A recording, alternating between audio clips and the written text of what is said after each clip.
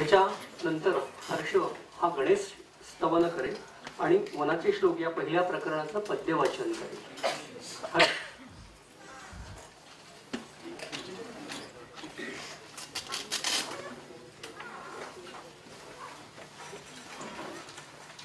गणाधीश जो ईश सर्वा गुणांचा, मूळारंभ आरंभ तो निर्गुणाचा. नमो शारदा मूळ चत्वार वाचा, गमू पंथ आनंद ह्या राघवाचा. वनाचे श्लोकचं पहिलं प्रकरण, वनप्रवेश. पहाटे मनी रान ते आठवावे, तया ठाईचे मैत्र तेही स्मरावे. तयाचे कसे प्रेम आम्हावरी ते, कसे गोजिरे रूप सांगू तुम्हा ते. दर्या दरकुटे धबधबे आणि ओढे, नद्या वाहत्या पहुडले शांत सडे. झरे खूपसे छोटुसे छान पाडे, तयांच्यात संगे उभे रान वाढे. कुणी बनविले रे दगड हे कठोर, नखा एवढाले कुठे फार थोर. कुठे शार काळे तपकिरी ते झऱ्यात, कुठे ठिसूळजे लीलया फुटतात. कशी माती ती लाख कित्येक गोणी, कुणी पसरली ह्या आणून राणी. अशी निर्मिली ती कशी काय कोणी, हे रानराया तुझी धन्य करणी. किती पावसाळे किती ते उन्हाळे, किती सोसते रानती पानगळे. परी लेशही दुःख नाही तयाते, पशु मानवा मानिते सोबती ते. निबीड राना पाहता समोरी, किती भाव दाटून येतात उरी. वना माझी त्या थंडी वाजे शरीरी, अन्न घामही फुटतो त्याच वेळी. किती वृक्षांची इथे दाटी झाली, असंख्यात त्या वाढल्या गूढ वेली. आभाळ ते भव्य झाकोनी त्याला, उभा शांत सारा वनाचा पसारा. अंधार तेथे अनगार ठाही, नमगे कुणाला स्थळ काळ काही. मध्येच वाहे हळुवार वारा, सळाळून जाई कुठे वृक्ष सारा. आले कुणी का जरा भीती वाटे, दिसते कसे ना कोणीही कोठे. पायांतळीची सुकलेली पाने, करारून गाती जरा गूढ गाणे. थपकता जरा नीट चाहूल घेता, वाळूत त्या वाटला कोणी होता. लपले तिथे अस्वल वाघरू का, फुटे घाम वाटे जीवालाच धोका. आता जरा सावध चित्त व्हावे, घडते कुठे काय सारे पहावे. कानी पडे जे तिथे लक्ष द्यावे, मुखा आपुलिया जरा आवरावे. कुठे मरकटे खेळती फांदीवरती, काढून खोड्या उड्या मारिताती. कुठे शेकरू ते फळे खात बसले, वरचे वरी दूर पळून गेले. कुठे पक्षियांचा गलका अपार, कुठे रात किड्यांची कीर कीर, विचारे कुठे कोण तो का पुकारे, असे रातवा नाही मनुष्य तो रे. आता स्वतःला जरा विसरावे, रानातले एक हो निजावे, विरोनी जाता असे मैत्र भावे, वनते स्वतःला उकलोनी ठेवे.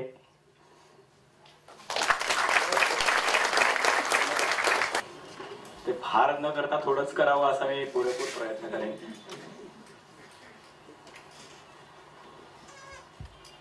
परमपूजनीय योग तपस्वी सद्गुरू श्री काका महाराज आणि आदरणीय गोळे सर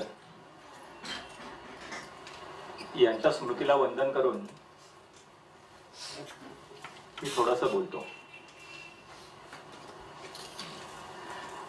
वनाचे श्लोक हे कुठनं आलं,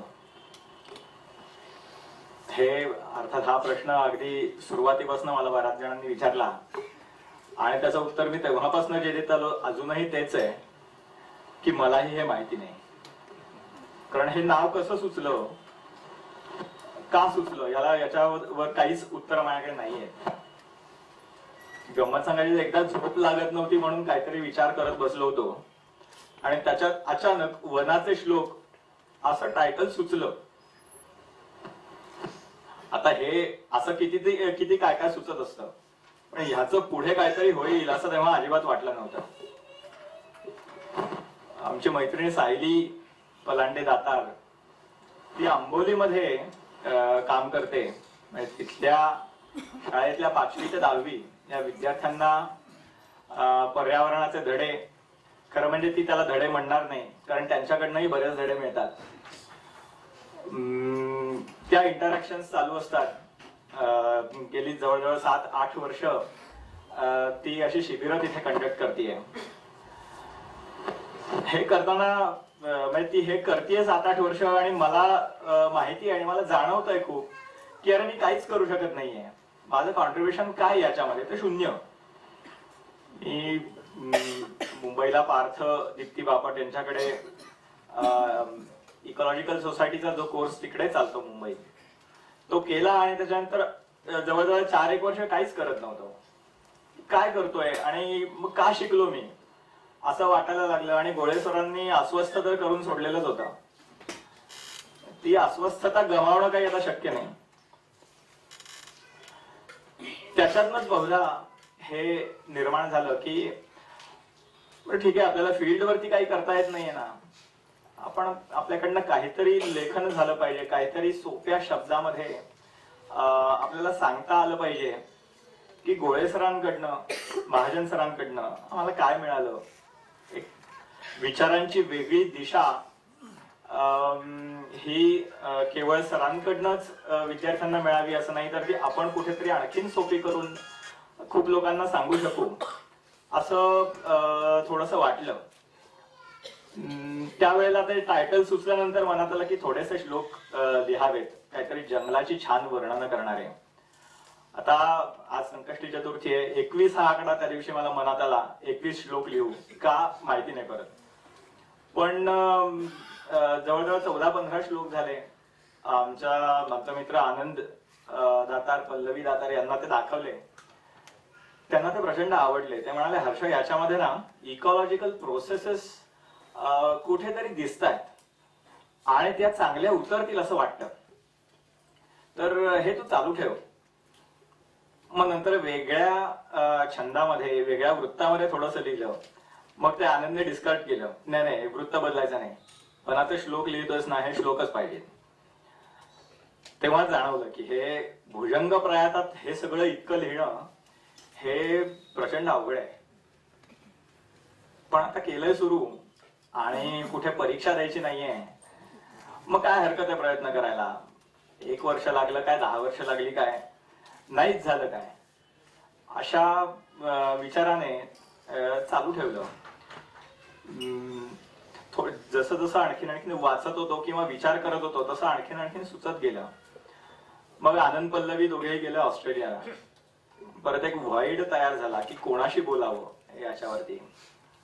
मग त्यांनी जान्हवी काळेच नाव सुचवलं. एक गोष्ट महत्वाची होती की मला हे नाव कुठे फोडायचं नव्हतं, कारण आपल्याकडे कॉपी किती प्रमाणात होते हे आपल्याला माहिती आहे. त्याच्यामुळे हे सगळं गुप्त ठेवायचं आणि काम करत राहायचं. पण मदत तर घ्यायची, कारण इकॉलॉजीचा काय मी रेग्युलर स्टुडंट नाही, पेशाने सॉफ्टवेअर इंजिनियर म्हटल्यावरती हे असला काहीतरी उद्योग मी केला याच्यावरती विश्वासच कोणी ठेवत नाही मला. त्यामुळे हे फार गुप्तपणे असं 2 वर्ष चाललेला होता उद्योग. माझ्या अगदी सख्या मित्रांना देखील बऱ्याच माहिती नव्हतं, त्यांना मी भेटत नाही इतकं फक्त कळायचं. तर मग ते जान्हवी काळे मला बरीच मदत केली. त्यानंतर जरा एक 60-70 श्लोक झाल्यावरती मग मी गोळे सरांकडे गेलो आणि त्यांना दाखवलं, सर मी जरा असा असा उद्योग करतोय. काही श्लोक बघितल्यावरती त्यांना ते इतकं भावलं, ते म्हणाले की अरे ललित प्रकारामध्ये इकॉलॉजी सांगणारं लेखन व्हायला पाहिजे, कारण ecology is a interdisciplinary subject. अनेक विषय कळल्याशिवाय इकॉलॉजी कळत नाही, सांगता येत नाही दुसऱ्याला. आणि हे तुला चांगल्यापैकी जमतंय.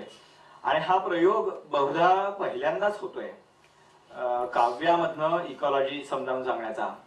ललित लेखन जरी त्याच्यावरती झालेलं असलं तरी ते इकॉलॉजीचे इतके पैलू सांगणारं माझ्या तरी दृष्टीत आलेलं नाहीये.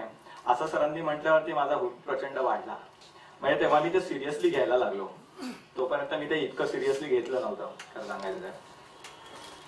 मग अनेक जण भेटत गेले. त्यानंतर सायलीनी मला प्रचंड मदत केली. आणि गंमत अशी झाली की मी काही विषय हे घ्यायचे. आता याच्यामध्ये 15 चॅप्टर्स आहेत. काही ठरवलेलं नव्हतं कोणते विषय घ्यायचे. जसं जसं एक एक डोक्यात येत जाईल तसं तसं करत होतो. पण गोळे सर, सायली, आनंद यांनी अनेक टॉपिक्स मला सुचवले सहज बोलता बोलता. म्हणजे अरे याच्यावर लिही असं नाही, पण याचा ना काहीतरी आलं पाहिजे असं वाटतं. असं म्हटल्यावरती एकदा तो किडा डोक्यात घुसल्यावर तो काही सुटत नाही. त्याच्यावरती भरपूर वाचन करायचं. मग इकॉलॉजिकल सोसायटीच्या लायब्ररीमध्ये मी तासनतास फटकल मारून बसायचो, बरंच वाचायचो, टिपणं काढायचो. असे प्रकार झाले. आणि गंमत म्हणजे 4 महिन्यामध्ये हे सगळं पद्य जवळजवळ 250 श्लोकांचं हे लिहून झालं होतं. त्याच्यानंतर त्याच्यावरती संस्कार बरेच झाले, संस्करणं त्याची बरीच झालेली आहेत. अनेक सुधारणा केल्या, काही श्लोक गाळले, काही नवीन आले वगैरे वगैरे. मुख्य म्हणजे त्याच्यात विषयवार रचना करण्याचा एक दृष्टी सरांनी दिली, गोळे सरांनी. हे सगळं झाल्यानंतर मग असं वाटायला लागलं की अरे आज पद्य समजणारे आणि म्हणणारे किती जण आहेत. तर मी देखील कोणाचे काव्य संग्रह वगैरे वाचतो का, तर नाही, हे थेट उत्तर होतं. मग हे कोणी वाचेल का माहिती नाही. त्याच्यामुळे त्याच्यावरती गद्य लिहायला पाहिजे अशी खूप प्रकर्षाने जाणीव झाली. आणि पहिल्या 4 महिन्यात पद्य झालं आणि त्याच्यानंतर जवळजवळ 1.5 वर्ष गद्यामध्ये गेलं सायमल्टेनियसली. त्याच वेळेला पेशवे काकांची ओळख झालेली होती. चित्र ते करू शकतील का, करतील का, असे सगळे अंदाज थोडेसे त्यांच्याशी बोलत बोलत घेतले होते. आणि एकदा त्यांच्याकडे ते घेऊन गेलो आणि ते म्हणाले की अरे हर्ष, मला हे आवडेल करायला प्रचंड, आपण सुरुवात तर करू. ते आहेत लेफ्टी. त्यावेळेला त्यांचा डावा हात मोडलेला होता आणि त्यांनी उजव्या हाताने चित्र काढायला सुरुवात केली. यातली पहिली काही चित्र ही उजव्या हाताने काढली त्यांनी, रॉंग हँडनी. गंमत म्हणजे पुस्तकाचं काम संपलं तेव्हा त्यांचा उजवा हात मोडला. अर्थात याला मी जबाबदार नाही, योगायोग. एकंदरीत पुस्तक स्वरूपात येण्याची प्रक्रिया ही अशी झाली ज्याच्यात अनेकांची कॉन्ट्रीब्युशन्स आहेत. मुख्यतः प्रेरणा ही तिथनं मिळाली आणि मार्गदर्शन गोळे सरांकडनं मिळालं. असा तो सगळा प्रकार झाला. एक गोष्ट अगदी निश्चित सांगू इच्छितो की भुजंग प्रयातातलं हे काव्य असल्यामुळे लगेच आणि नामसाधर्म्य ह्या दोन्हीमुळे लगेच मनाच्या श्लोकांशी ते जोडलं जातं, समर्थ साहित्याशी जोडलं जातं. लहानपणापासून मनाचे श्लोक म्हणत आल्यामुळे ते भुजंगप्रायात बऱ्यापैकी जमून गेलं असं मी म्हणेन. 100% जमलंय असं नाही, पण याची प्रेरणा ही मनाच्या श्लोकांमध्ये आहे किंवा मनाच्या श्लोकांचा आणि समर्थ साहित्याचा माझा अभ्यास आहे वगैरे असं नाहीये. तसं पटकन कोणालाही वाटण्याची शक्यता आहे, पण ते नाहीये असं मी प्रांजळपणे सांगू इच्छितो. आणि अर्थातच आदर हा तिथेच आहे, याच्यात काही वाद नाही. परवा परांजपे सरांशी बोलताना आणखीन काही गोष्टी लक्षात आल्या. हे पुस्तक जसं इव्हॉल्व आतापर्यंत होत गेलं तसं तर ह्याच्या पुढेही होईल हे सरांशी बोलल्यावरती मला परत जाणवलं. ह्या पूर्ण पुस्तकामध्ये वनसंस्कृती किंवा अरण्य संस्कृती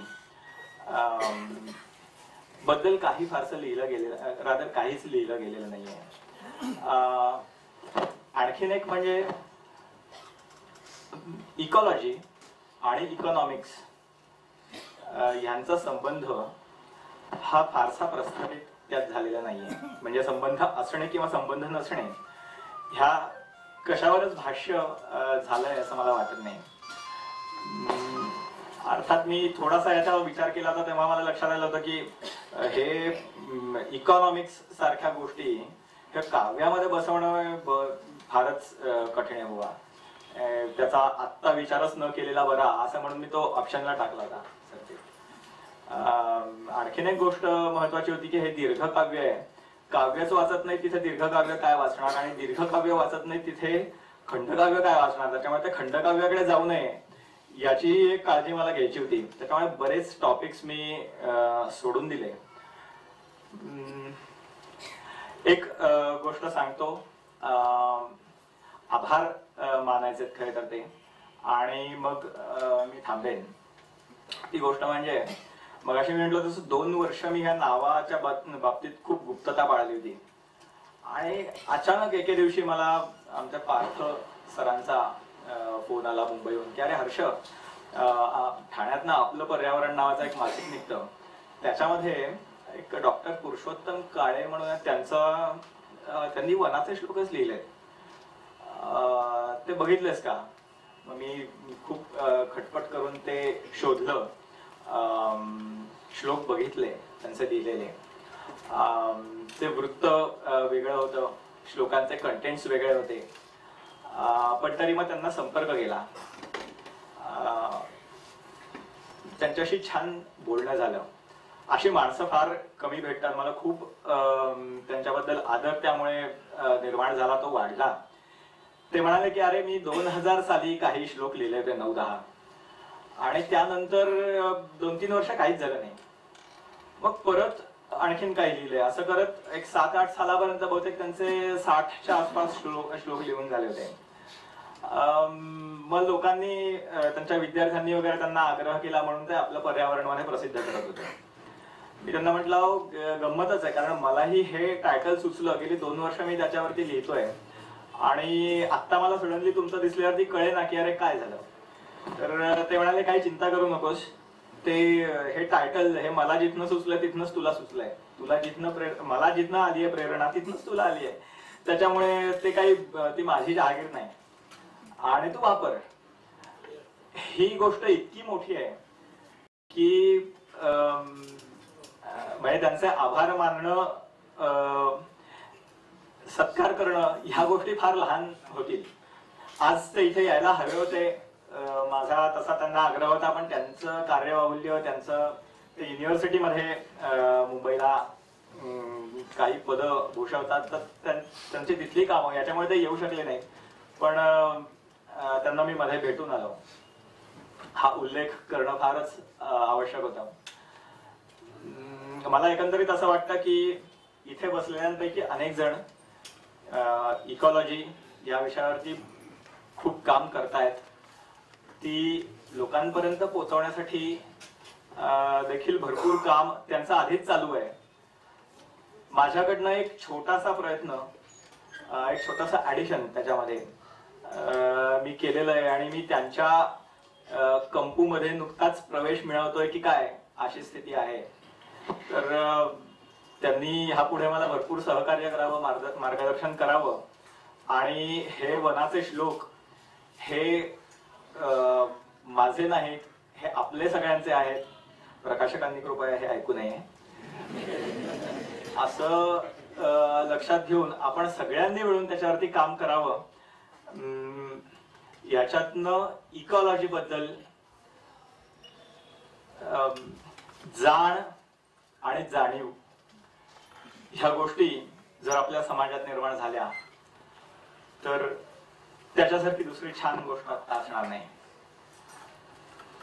शेवटी ज्या दोघांमुळे, ज्या गुरु महाराजांच्या प्रेरणेमुळे, काका महाराजांच्या हे झालं आणि गोळे सरांच्या मार्गदर्शनामुळे झालं, त्यांना मी हे पुस्तक अर्पण करतो.